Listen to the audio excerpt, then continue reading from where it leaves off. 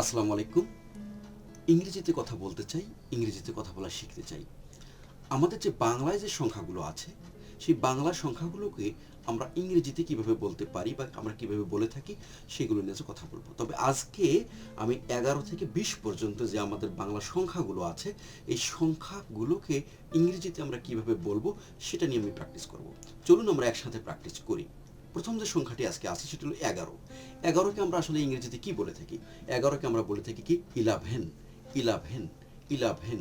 তাহলে 11কে আমরা বলবো 11, অথবা আমরা বলতে পারি কি লাভেন, লাভেন, লাভেন, 11 অথবা লাভেন। 12কে আমরা কি বলে থাকি? 12কে আমরা ইংরেজিতে বলে থাকি 12, 12, 12, 12। 13কে আমরা কি বলে থাকি? 13কে আমরা বলে থাকি 13, 13, 13, 13। তাহলে 13কে আমরা বলে থাকি 13। 14কে আমরা কি বলে থাকি?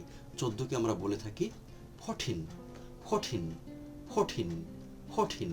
কি বলে থাকি? 14। 15কে আমরা কি বলে থাকি?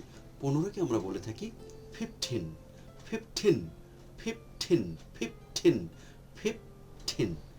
16কে আমরা কি বলে থাকি?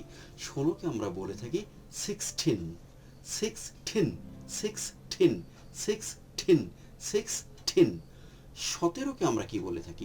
17কে আমরা বলে থাকি 17, 17, 17, 17। 18কে আমরা কি বলে থাকি? 18কে আমরা বলে থাকি 18, 18, 18, 18, 18, 18। 19কে আমরা কি বলে থাকি? 19কে আমরা বলে থাকি 19, 19, 9 এর সাথে 10 যুক্ত করতে হবে। 19, 19। সব শেষে আজকে আছে 20। এই 20কে আসলে আমরা কি বলে থাকি?